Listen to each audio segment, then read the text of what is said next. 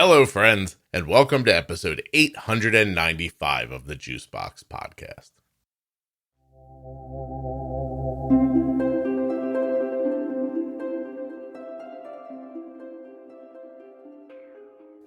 Welcome back to another episode of the Best of the Juicebox Podcast. Today we're revisiting episode 431, which originally aired on January 22nd, 2001. This episode includes community feedback on the topic of switching from MDI to pumping.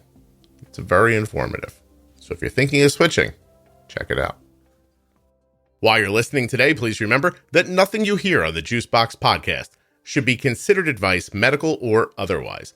Always consult a physician before making any changes to your healthcare plan or becoming bold with insulin. Are you a U.S. resident who has type 1 or the caregiver of someone with type 1? Please go to t1dexchange.org/juicebox. Join the registry, complete the survey. When you complete that survey, you are helping type 1 diabetes research to move forward right from your sofa. You also might be helping out yourself and you're supporting the podcast. t1dexchange.org/juicebox.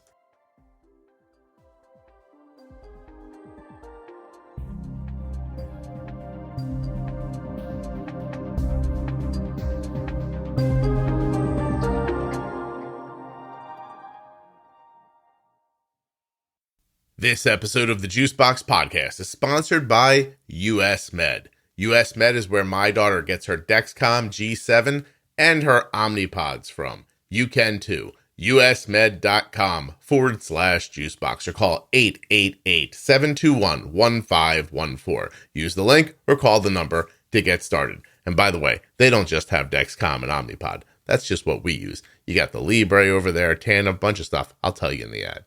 Today's podcast is also sponsored by Touched by Type 1. Great organization helping people with type 1 diabetes. I'm going to be speaking at their big event later this year. Go find out more about it right now at touchedbytype1.org.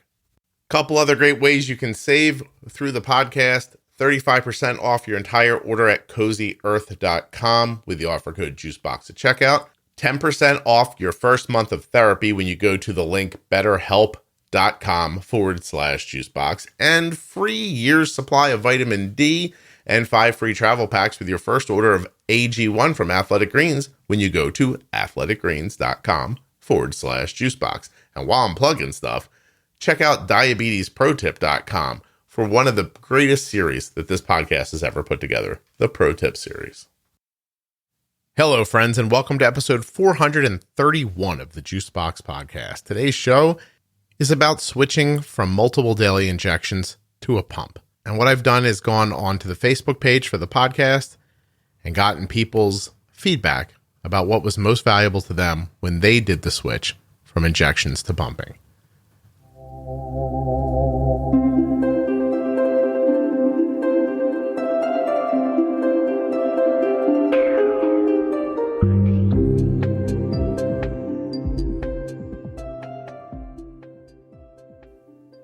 Before I jump in and get started, I'd like to remind you to check out T1D Exchange at t1dexchange.org/juicebox. And here's why.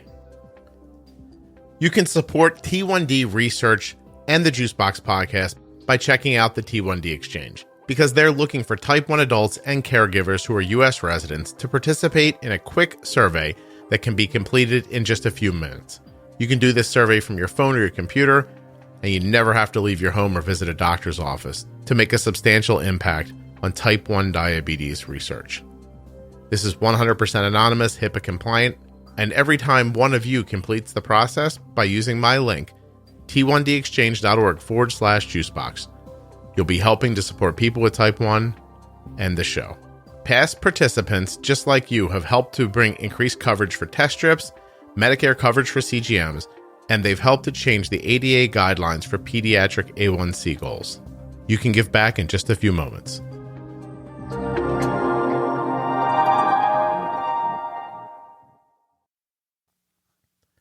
Okay, I've done this a couple of times and it's incredibly popular, so we're doing it again. I went on to the Facebook page, Juicebox Podcast, Type 1 Diabetes. It's a private page where listeners can talk about whatever they want. It has well over 8,000 members at this point, and it's just a hotbed of discussion around diabetes management. So I put the question up there. For those of you who have transitioned from MDI to pumping, please share your tips, things to look out for, and remembrance. Here's what came back that I thought was very interesting. Right off the bat, Nicole says, start with what the endo suggests, but only give them 24 hours. If you've listened to all the podcast episodes, you know what to do. If you have a Dexcom, be bold. Marianne said that initially it was a little difficult to get over having a device attached to her, but that she eventually did. She said you'll probably need to adjust your dosages with the team. Be prepared for that. And nothing's really permanent, so if you don't like it, she's like, just send it back. She also suggested trying to create a time for the transition that's a less stressful time in your life, because there is a commitment involved in understanding it. I take Marianne's point, but I also think sometimes there's never a perfect time. So I guess, figure out what would be best for you. But I would caution against waiting for the perfect time. And I would also caution against immediately wanting to give up, because it is going to be different. And if you've been doing shots for a while and succeeding with it, you might just be used to things working. And the truth is you're going to have to start over. It might not just work perfectly immediately. Jen said that she switched from MDI to pumping over 20 years ago, and all she really remembers was being terrified. She got a quick doctor's office visit, a tiny bit of training, they sent her home. But she called technical support a number of times in the beginning, so she wants to let you know not to be afraid to ask for help when you need it. Katie says not to forget that you're no longer using a slow-acting or long-acting insulin like Levemir, Tresiba, one of those. That your pump is giving you all of your insulin. It's doing your basal insulin as well as your meals and corrections. So if there's a problem with your pump site, you need to be aware that DKA can set in much more quickly than is likely with MDI. So if you get up in the morning and you're, MDI and you shoot your Lantus, let's say, it's in there. It's doing something. But if you get up in the morning and put a pump on and there's some sort of a problem with the site and you're not getting your basal insulin, you may not know right away. So, what I would do in that situation is test more frequently or pay attention to your glucose monitor if you have one. In my opinion, it's not something to be scared of. It's just something to remember. You're getting your basal insulin from your pump now. Ashley said that the first few pumps that she put on just didn't go well, and she didn't realize that she could have them replaced, the infusion sets, or if you have an Omnipod, the pod itself, and she was just throwing them away. But if you have a failure, especially in the beginning when you don't know what you're doing, call the company. They very well may replace your items. That would lead me to say that it is not uncommon in the first week or so of using a pump to have user error with the insertion or wearing of the pump. That it's important to, keep trying, get information. Don't just think that the first experience you have is how this is going to be now, because there are a lot of people who use insulin pumps of all different kinds very successfully all day, every day. So when you're starting at the beginning and it's not working, if it's not working, maybe look inward before you look outward is my best advice from what I've seen people talking about online all these years. Josh says that his remembrance from the beginning was that he just immediately felt more in control, and he started tweaking his basal insulin and extending his boluses, and that made him comfortable. Amy brings something up that I see a lot. They had fairly good control with MDI and then moved to a pump and recognized the transition, that it's not just a flick of the wrist and everything's okay again. What I would say that I notice is that sometimes doctors' offices can be careful when they set up basal insulin. I guess they think of it as careful when they set up basal insulin for the first time. So say you've been doing MDI forever and you get 24 units a day. What I would do there is the quick math and say, well, maybe I'm about a unit an hour then. But sometimes doctors' offices are scared to send you out dollar for dollar from the way you did it to the pump. And they kind of go with that better high than low theory. And a lot of them will take back some. But if it was me if Arden was using 24 units a day of basal insulin, I'd start by setting her basal at 1 unit per hour. And I'd see what happens and make my adjustments from there. I guess the problem comes in where the doctors don't want you to touch the basal insulin. So they set it low to show where the highs are so they can come back in later and add insulin. Being a person the way we are here that makes those changes on our own, I would start about where I thought, because here's what I see happen. Those ratios are kind of lost in the moment for people often.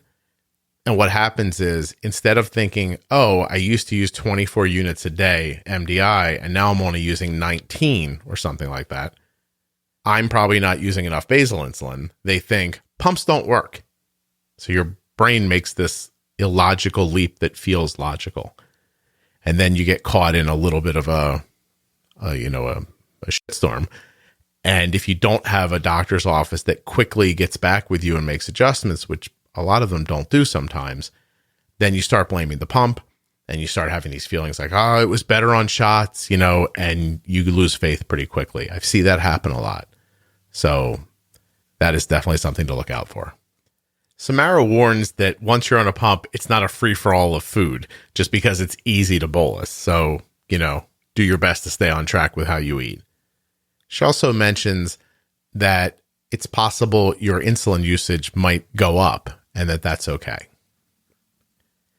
I would say it's also possible that people lose track of the fact that they were taking 30 units of basal insulin of one kind and using, I don't know, let's say they use 20 units or 25 units of Novolog, fast-acting insulin for meals and corrections. So in their head, they're only using like 25 or 30 units of insulin a day because people just generally don't think of basal as insulin for some reason. They think of it when they're on MDI. It's like, I inject this once during the day, and then my fast-acting insulin is for meals and corrections. Somehow the two don't go together. To me, that might be where some of that comes in, is then you move over to a pump, and instead of using 30 and 30, you're using 60 of all one insulin. And I guess I'll just say here, in case people don't understand, that a fast-acting insulin, like a Novolog or a Humalog, Arden uses a Pedra, there's Fiasp, those kinds of insulins go into the pump, and you get little bits of it, spaced out all day long to act as basal, and then you get more of it to act as a bolus. So you're used to using 2 insulins on MDI. Going forward with the pump, you'll only be using 1. Bob says have backup supplies.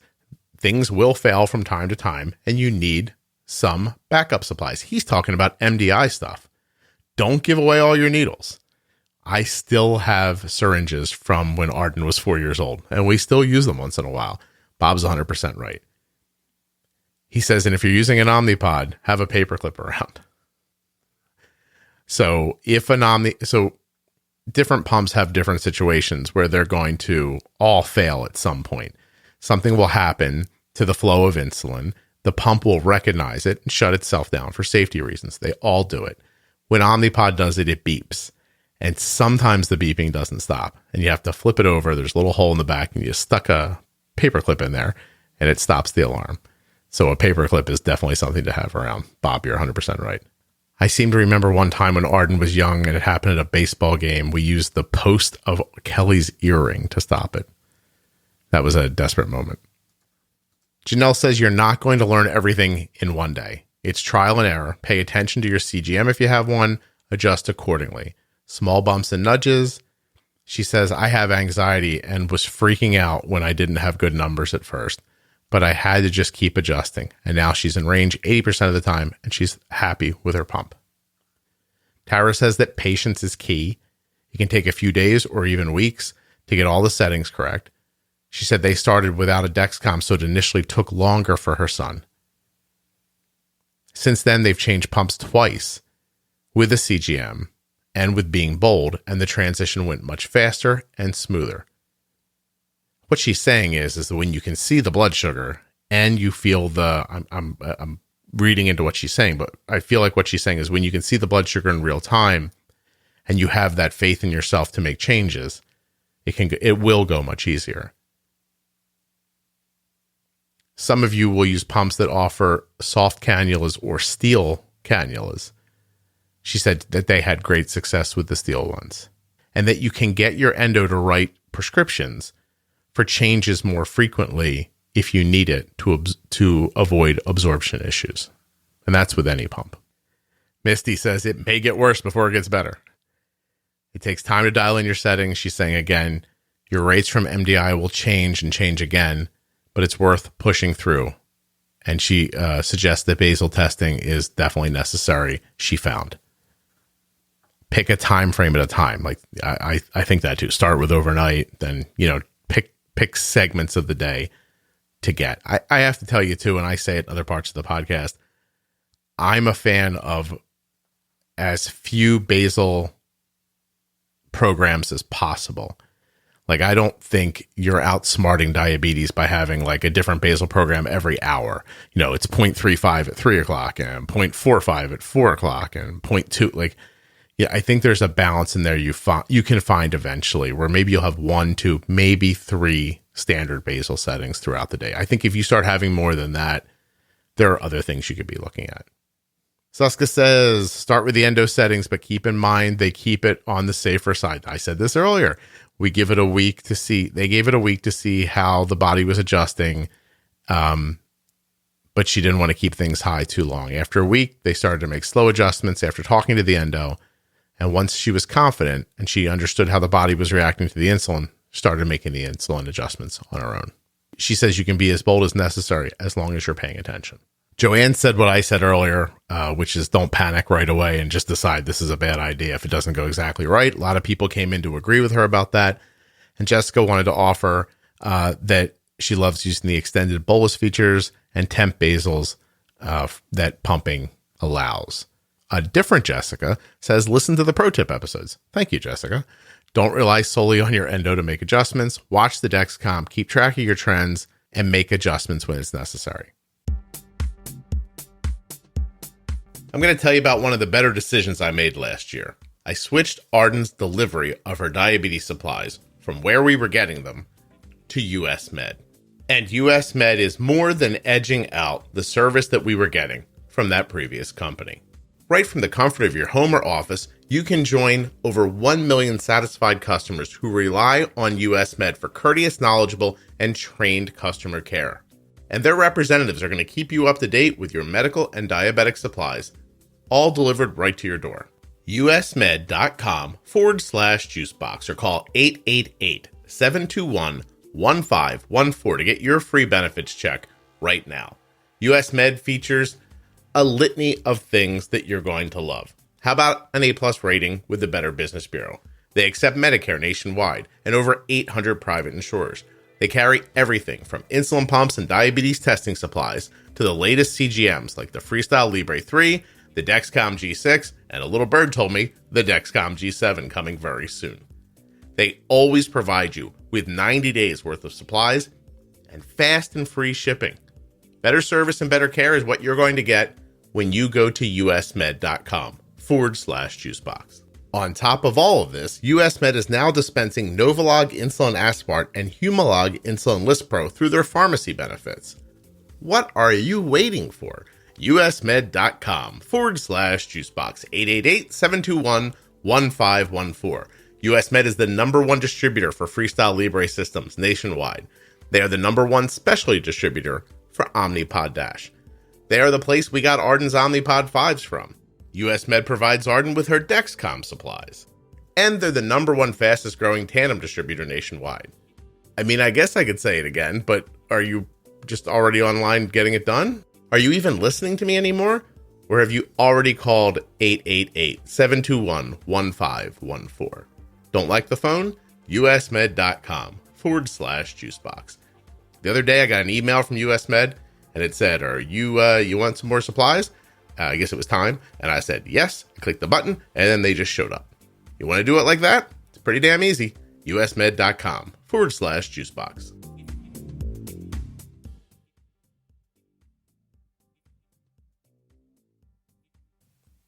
When you leave the house, it's more than 20 minutes away. Take an insulin pen as a backup because in case you have a bad site. So I have to say, We don't bring extra insulin with Arden if we're in what I think of driving distance. Like if it's an amount of time I wouldn't care if I had to go back. If I'm going to try to spend the afternoon at someone's house for a picnic and it's at a half an hour from my house, we take extra insulin and some pumps with us. I don't bring needles, I have to admit. But her point is valid and worth considering. Having backups is not a bad idea. Brent makes what I think is a great point. He said that it's just a new ball game when you start over. And this is something I find myself telling people privately as well. I want to see how to put this. You might be doing terrific on MDI, but want what comes with a pump. You know, maybe you just don't want injections, or you want more control over basal insulin or something like that.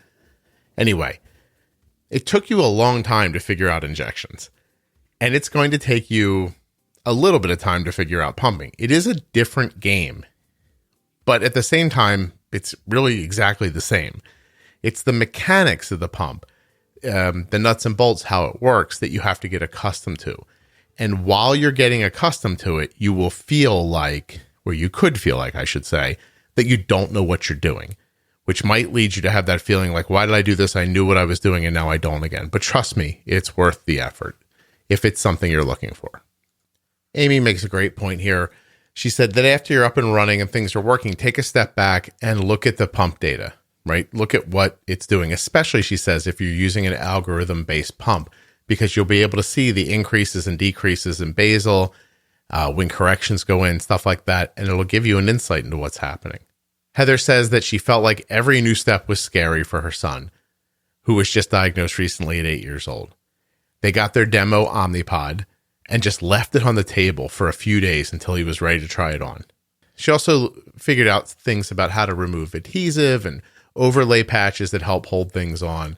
So there's a little bit of a new world in there. Some people use patches. Arden doesn't. We never put a patch on Arden's Omnipod. It stays on fine for 3 days.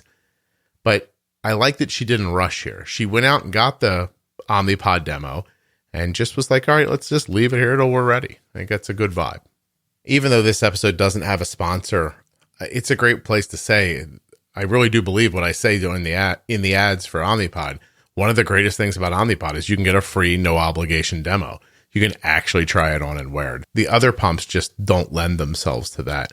But Omnipod's tubeless nature makes that accessible to you. myomnipod.com/juicebox to get that free demo, and you're helping out the podcast if you use the link. Alan's recommending the book Pumping Insulin, which I've never read, but I've heard so many good things about. I'm absolutely happy to say it here. He also wants to point out that the information that's available in doctors' offices can often be lacking, and that's what led him to pumping insulin. He said back in 2007, my doctor at the time told me they'd write a prescription for a pump, but if I needed help with it, I'd have to get it somewhere else. He said he appreciated the honesty, but finds that a little frightening. Lauren says, keep in mind that you are probably rounding up your insulin amounts with MDI, so the same ratio on a pump might not work. So this is the exact opposite of what I was talking about earlier, but it's still really valuable to say that you might, what she's saying, Lauren, I'm speaking for you here, but what I'm saying is you might have been using a unit or a half a unit because that's what you could measure with a syringe, when maybe 0.4 or 0.6 or 1.1 was more like what you needed. Brianna says to do your research to decide what pump is right for you. She spent a long time looking at the pros and cons of all the pumps that were on the market. She says that she eventually found that her body responded differently to insulin going in through MDI than through a pump. That there was a big learning curve for her. She had T1D for 19 years and was previously on a pump years ago as a child, but didn't use insulin correctly then and eventually transitioned to MDI. Having been well controlled with MDI, she just thought the transition to a pump would be seamless, and it wasn't. Kristen says, try not to put too much pressure on yourself when you make the switch. She found it stressful to learn to use a new piece of equipment and says, give yourself or your child some time to adjust. And you may hate it at first, but give it time. She said it can be strange to wear something on your body at first, but one day you'll probably barely notice it. I must say that I've worn a couple of Dexcoms and some Omnipod demos in my time, and I have to agree with that. I've obviously never used them for insulin or for actually taking care of diabetes, but when I've worn the things myself, I have forgotten that they were there eventually. They do become pretty seamless. And that's probably hard to imagine, especially for parents who are looking at their kids and thinking, oh, they're so small in this thing. But I do think you just get accustomed to it. I know Arden did. Kristen continues on that for her, switching to pumping was life-changing. It just took time to adjust. She says, as far as management goes, you already know how to use insulin, and pumps are the same. This is a great point that I really want to echo. You're just delivering the insulin a different way. That's it. The basal's going in a different way. The boluses are going in a different way. Instead of pushing in a needle and pushing on a plunger, you're pushing a button and it's going through a tube. She finishes by saying, take your time, and if you need help, come back to this Facebook group. We'll help you. Kaylee's saying something that I've heard people say before. A pump is not a cure for diabetes. And while it makes life much easier with type 1 or type 2, I guess, if you need insulin, it still sucks. You still have diabetes. It's going to be work to learn a new method for both you or if you have a child, for your child too. Don't forget to write down your settings, she said, so you're not scampering around trying to remember things. And remember that technology can fail at times. So you're going to want to not just rely on that programming to remember all your settings forever. Write them down somewhere. But what she's saying is valid. That sometimes you can hear people outside of diabetes say, oh, do you have one of those pumps? And they say it like, oh, you must have if you have a pump. It's probably just super simple, right? Probably makes the whole thing go away. If you're feeling that way, like a pump is just going to make diabetes disappear, that's not going to. You're still going to have diabetes. You're still going to need to bolus your meals, pre-bolus, understand your settings. It's just the delivery of insulin is going to be different, easier, in my opinion, and you're not going to get stuck as much, which is a big deal to me. Arden, also being an Omnipod user, I really enjoy the fact that she does not have to take her pump off to bathe or to swim, which means we can get a nice, stable basal setting and use it 24/7. Kate just jumped in and thanked me for doing the episode and said that they've been MDI for 3.5 years, and the idea of pumping scares everyone in her family. And I've got to tell you, Kate, that is unfounded fear. You really don't need to be afraid. You're just delivering the insulin a little differently. You're getting rid of the shots, and you're picking up your ability to manipulate your basal insulin and create extended boluses. It's not scary. I know you're scared, but trust me, it's not actually scary. Christy said she wished that someone would have told her that her Omnipod beeps to let you know when it's done. She was in a board meeting the first time it went off, and she had no idea what to do.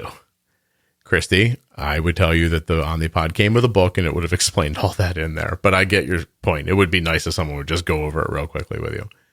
That's one of the great things about, I don't know about other pumps, but Omnipod for certain lets you know when your reservoir is getting low, lets you know when it's coming time to change it. It's good stuff. Linda says they got a pump quickly and at that time had not known about the podcast. So they were very reliant on their endo team for help. She said her diabetes educator was awesome and called several times after we placed the pump in the days and weeks that followed. They were calling to make sure everything was going good and to help with adjustments. See, this is great. If you got this kind of endo, knock on some wood. Good for you. She still says she remembers being overwhelmed at first by all the steps that it took to replace the site and being afraid that she'd forget something. That's just I get that, but that's the not knowing, right? It's like you don't know what you don't know, so you worry about everything. She has a T-Slim pump. She said it's user-friendly, told her exactly what to do. Her biggest advice would be to just know that there will need to be adjustments made. Julia says something I've heard a lot of as well. She remembers feeling like she had just been diagnosed all over again. We kind of touched on it earlier, but it could give you that feeling. Heather says take your time, listen to the instructions on how to change your site, and if you're getting persistent highs, it could be that your cannula's bent or something like that happened while you were changing your infusion set. We've only ever had that once where Arden got a bent cannula, and it took a couple of hours to figure out because we were swimming and she was away from her CGM. Had she been right with her CGM at the time, we would have noticed the rise right away. Annie says, I remember being in high school when pumps started really being used, and her endo was all about it. Her mom really wanted her to get it, and she didn't want anything to do with it. She didn't want the tubing, the pump being attached to her all the time, the newness of it. She just didn't want it. She got a tube pump and had it less than a year and hated it. She'd get it caught on doorknobs, drop it, never had a pocket to put it in. She was in private school. She wore skirts. Sounds like everything was not going well. It wasn't until her sophomore or junior year of college that she got an Omnipod, and it was a game changer. Oh, well, thank you. myomnipod.com/juicebox. That was nice of you to say, Annie. Thank you. Carmen, figuring out how to adjust the basal rates on time of day was a huge advantage. So, my daughter, you guys hear me talk about it all the time, but Arden needs less insulin from basal overnight than she does during the day. And you have the ability to make those changes. You can say from midnight to 7, I want it to be 0.95, but from 7 to, midnight, I want it to be 1.2. Sarah says she's a type 1. She's had it for 29 years. She used to pump for about 13 years, got tired of it, went back to MDI, was never super comfortable with extended boluses and stuff. But she says, however, I am now trying to regain better control, and I'm about to switch back to a pump. She's got a Dexcom G6 now. For about 6 months, she loves it, and she's eager to get going with a pump again. And she's hopeful to lower her A1Cs into the 6s. Sarah, I definitely think you can do that. Christine's talking about the power of temp basals and extended boluses. There's things that I think a lot of people don't think about. I talk about them pretty extensively with Jenny in the Diabetes Pro Tip episodes. I think these things are amazing tools that pumping offers, and please, I would take a look at those episodes and try to figure it out. Dee says that when they started on Omnipod, she had a couple of errors in the beginning, and it all seemed like a pretty big mess, but she stuck with it. Just remember, basal's not going to be right away, and you need to make changes. It's obviously, you're hearing a lot of people say the same things. It's because it's just what happens.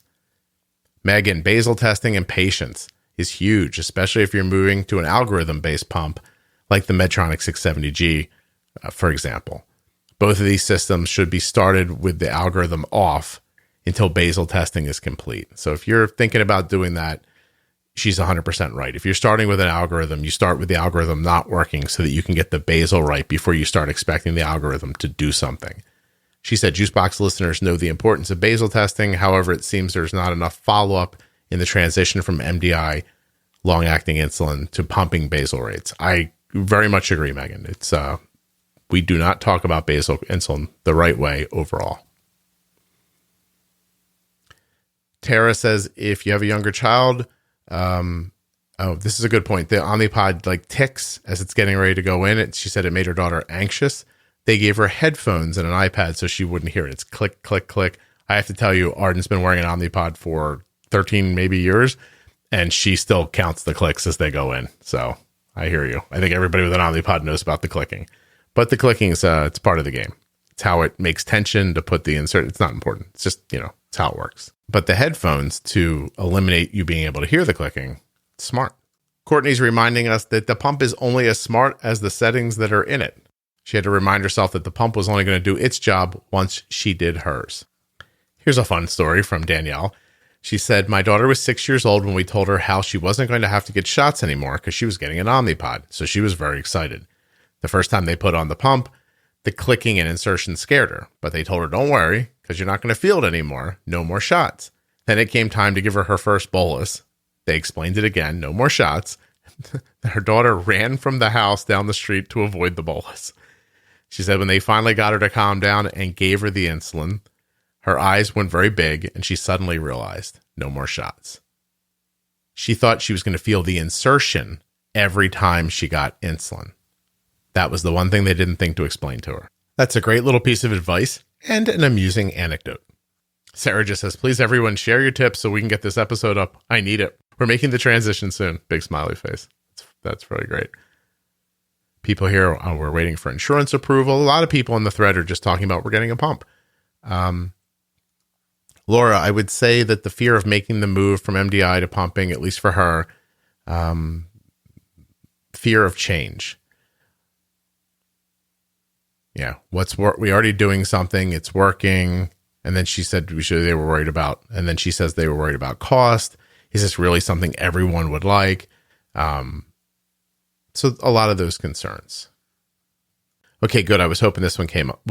Okay, good. I was hoping this one would come up. Marta says that her total basal insulin went down, that the initial formulas for pump therapy, starting with about 80% of original basal dose, had to be dramatically reduced. She went from injecting 18 units of Toujeo to 12 units on the pump. See, everyone's not the same. And I'm not saying this happened to this specific person, but there are many people on MDI who are using way too much basal and find themselves feeding their insulin constantly. So as long as they eat on a certain schedule, they don't notice that they're using too much basal insulin. And it mimics really great control because you're being held low and steady. And as you try to drop, you add food. I hope that makes sense. So there's a lot of different scenarios people find themselves in with their basal. Some people don't have enough. Some people have too much, etc. You'll find out who you are when you change to a pump. Jennifer says, if you're using a tubed pump, remember that you're going to disconnect it for, bathing, for example. She says, be aware that your child may take the pump off for a shower and forget to put it back on. Of course, whether you're a child or an adult, forgetting to hook back up to your pump, you don't have insulin, and you will be surprised how quickly your blood sugar will rise to a dangerous level without any insulin. Tommy asks for me to talk about transitioning during the honeymoon period. Tommy, what I would say there is if someone's honeymooning and they maybe don't need very much insulin, or at times it feels like they don't need any for 15 or 20 minutes at a time, your ability to shut basal down or to temp it back is going to be amazing for you. Here, I'll bring this up. Never turn your basal insulin off. So you don't suspend your pump when you want your basal to go away. You always do a temp basal decrease, because when they end, you go back to your regular basal rate. Suspending insulin, and again, maybe forgetting to turn it back on, is another quick way to get into DKA. Always temp basal, never suspend. Now, I hope all of you find the Diabetes Pro Tip episodes that are here in the podcast. They begin at episode 210 with an episode called Diabetes Pro Tip, Newly Diagnosed or Starting Over.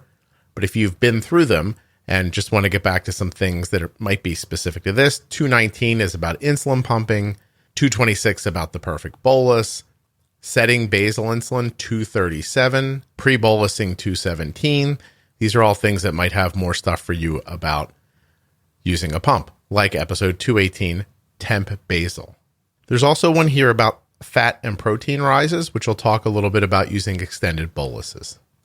And that's episode 263. You can find them all in your podcast app or at diabetesprotip.com. All right, back to the list. Kyle says, don't forget to rotate your sites. That's a great one. Don't always put your pump in the same exact place. Oh, he also says you can do a temp basal like 0%, like temp basal off when you first start pumping until your old injected basal insulin gets through your system, and then boom, pop it right back on again. You can just sort of match them up as close as possible so you don't have an overlap of your injected basal insulin and your pumped basal insulin on your first day. Ava says that for her, pumping was the first time she had any concept of insulin on board, since it was now being displayed right there on her pump, and sometimes scared her away from being as bold with insulin as she was with MDI. It was only once she pushed that out of her head that she was able to add insulin when she knew she needed more. So we talk about insulin on board through the Pro Tip series. I hope you've heard them. There's a lot about how your settings get set up on your pump. Your doctor chooses an amount of time that they think the insulin stays in your system. If that number is not accurate, then the pump can imagine that there's insulin that's still active when there's not. In other words, imagine that the pump thinks that the insulin stays in your system for 4 hours, but really you use up the insulin most times in 3 hours. Then between that third and fourth hour, the pump's going to still think there's insulin active in there working. And say you go to have like 3 or 4 carbs, the pump might say, no, you don't need any insulin. You still have some active, but you may not. It's you'll figure it out, but don't just, maybe I'll do an episode of Insulin on Board with Jenny sometime. That might be a good idea. All right, let's see what's next. Abby says, I need this episode now. Very forceful, Abby. It's coming. Carrie remembers being excited that she would not, I remember being excited that I would not be as lazy of a diabetic since I would not have to get all of the paraphernalia out just to give myself a single shot. But I wish I had a provider that once we had all the settings in would have done the little small tests with me to really hone in the settings. Also, remember that it's a tool, not a savior or a cure. We've gone over that. You're still responsible for understanding. Absolutely true. Have a backup plan for failures with your pump. It is an electronic device and it could fail. Joanne describes learning about a pump as an elephant that's charging at you. I think she's mixing her metaphors here. Joanne, I think you're mixing your metaphors, but I love it. I'm just starting this week, so I'm a super noob, but here is what I know. It's an elephant, a giant elephant that feels like it is charging at you. The classes and forms, the logging pump, the logging, the pump reps, the saline start, actually starting it, more logging. It feels like you'll never see the end of the tunnel, but you get there. So an elephant, one bite at a time. So worth it. So where she mixed is, she said, I love this. She said, it's like an elephant charging at you. But I think the saying is, how do you eat an elephant? One bite at a time, right? I'm not sure what you did there, Joanne, but I like you, kid. Ooh, I like what Vicky does here. She says, I can wholeheartedly say it was the worst thing I've gone through in 25 years of having diabetes. Looking back, I wish I really understood all of the terms in the Defining Diabetes series before getting a pump. I went from MDI and basically had no knowledge of carb counting. I was diagnosed in 95 and I really didn't stay up with it. So overnight, I needed to understand basal, correction factor, insulin on board, extended bolus, etc. Also, she says, work with your diabetes educator when you're setting the basal rates. Get them to teach you when you should make the changes. I was on 14 units of Lantus on MDI. My diabetes educator, who I later fired, started me on 4 units. Yeah, that wasn't going to work out. With a pump, and would only let me increase it if she said it was okay. They need to teach you how to use the pump. I agree. And Vicky, I appreciate you bringing up the Defining Diabetes series. There is a series within the podcast called Defining Diabetes, and this is going to be a big deal for you because new terms are going to pop up with the pump. And if you don't know what they mean, you might as well be reading a different language when someone's explaining it to you. You need to understand the terms that you're going to be using. And I do believe, and I'm just, I know I made them, so I might be a little biased, but those Defining Diabetes series are an amazing way to learn a lot of things very quickly. Hey, Katie, you have a great post here, but we covered everything that you said already, but I want to thank you for it. Oh, Jennifer says, I recall being nervous about my son accidentally dosing when he first got his pump. He had an animus ping. So I learned how to lock the pump or use the second security feature that helped ease my anxiety. Apparently there was a PIN number she could use. Also, I recall being thrilled that our world got bigger. Once parents don't have to worry about the needles, he got invited to a lot more playdates and sleepovers. People were just more comfortable with the electronics. That's an excellent point. And leads me into the idea that I'd like to bring up, which is that I know the Omnipod has limits that you can set. I'm sure every other pump does as well. Max bolus, max basal rate, so that you can't by mistake want to give 1 unit and give 100 units as a bolus, or so you can set it wherever you want. I think Arden's max basal is set at like 6 units or 7 units an hour. So I can't mistakenly type in 9 or 10 or 77 or something like that. And same with her bolus. I don't remember where it's at the moment, but I just took the biggest bolus I've ever made in my life, added a couple of units to it, and limited it at that so that somebody doesn't end up doing, 175 if they mean 17. But I'm also not in a situation where if suddenly she eats something more than usual, the pump's not stopping us from giving a couple of more units than we normally do. It's a very important safety feature. Please check it out. Kelsey, you're asking a lot of good questions here in the thread. They're all covered in the Diabetes Pro Tip episodes. Steven says, best tips I got were in my original training from a CDE who was also a T1D. The first was about changing sites. Be sure to prime the cannula and add the appropriate amount of insulin to create the puddle of insulin so it can enable the insulin to start the absorption, breaking the clumps of insulin into single molecules so the body can use them. Stephen, I am not following you because Arden's never used a tube pump, but I trust you as a great person on this site, so I'm going to continue reading. The second great tip was to use skin prep as a skin barrier and adhesive enhancer. Been using it for over 20 years. The third was to understand that the basal rates will change and that the insulin to carb ratio will change no matter what you do. Don't take it personally. Stephen, I'm going to say, I'm guessing tubed pumps get air in them. You have to prime them through. It's not something I understand because I've never used a tube pump, but I do know it's important. So if you have a tube pump, make sure you understand how to prime it. If you have an Omnipod, it takes care of that automatically. And what else did I want to say here? I just had a thought in my head, Steven. What the hell? You made me think of something and now it's gone. Oh, damn it. About basal rates. I got it. Look at me. I haven't lost my mind yet. Basal rates are going to change. And that's whether you're MDI or you're pumping. You're going to gain weight, become more or less sedentary. There's all kinds of reasons why the amount of insulin you'll need will change. Hormonal changes. It's not ever going to be set it and forget it. You're never just going to be like, oh, my basal rate is 0.75 an hour. I'll never think of that again.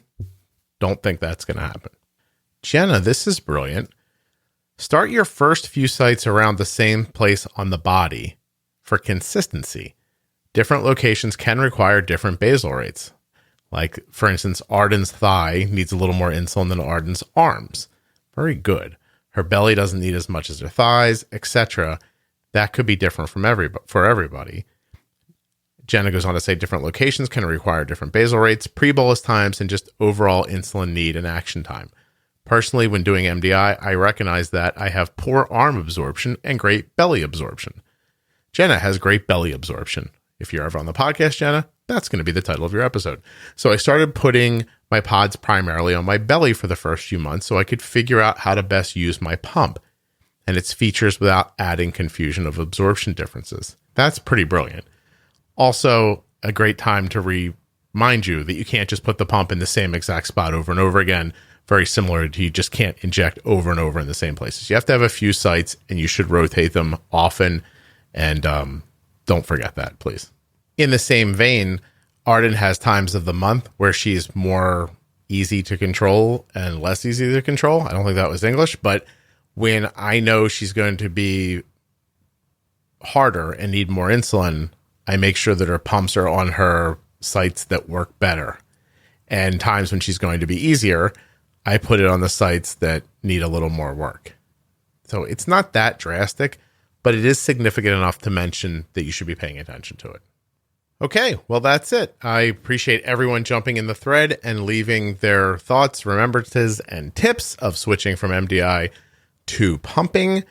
I remember the time personally as not that confusing or different because I was pretty bad at it with MDI, so I didn't notice if I was bad at it with pumping.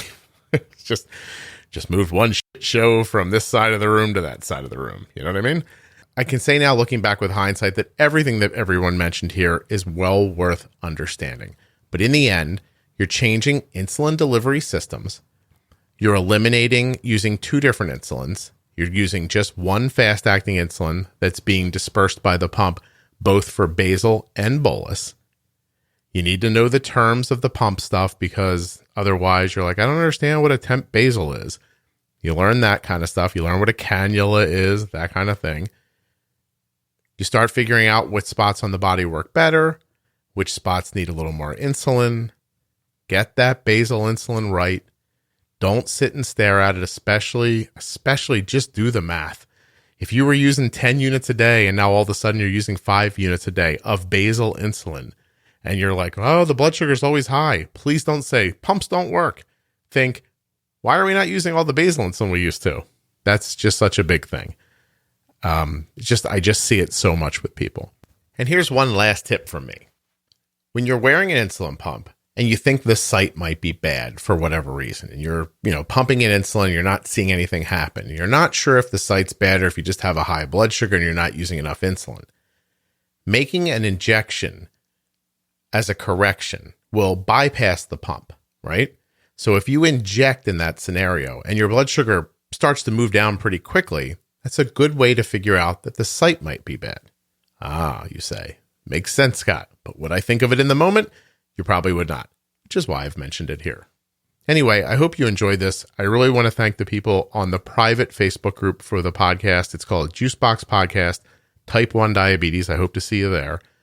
And that's it. Hey, don't forget the T1D Exchange. If you can go to t1dexchange.org/juicebox and get involved in the registry, you'll be helping people with type 1 diabetes a huge amount. You'll be helping the show. That, by the way, is for U.S. residents who have type 1 diabetes or U.S. residents who are the caregivers for someone who has type 1 diabetes. And because we talk so much about it, I know there are plenty of other pumps, but of course the Omnipod is a sponsor of the show, and they offer a free, no obligation demo. It'll be sent right to your house, and you can actually try it on myomnipod.com/juicebox. There's still links in the show notes and links at juiceboxpodcast.com. I forgot to mention that the Defining Diabetes episodes are, of course, available. They're spread throughout the podcast. But if you go to diabetesprotip.com and scroll to the bottom of the page, they're all there. So you can find them that way if you just want to find out what number they are and then listen to them in your player, or you can listen to them right on the website. I really appreciate you listening. I'll be back soon with more episodes of the Juicebox Podcast.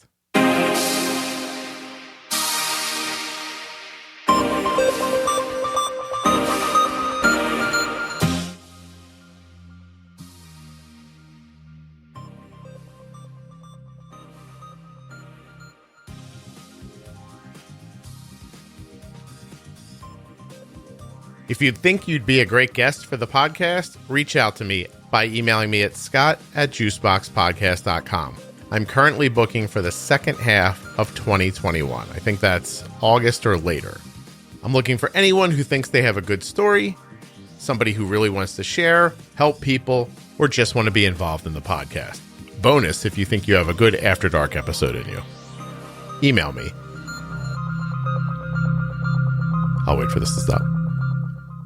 I'm Scott@juiceboxpodcast.com.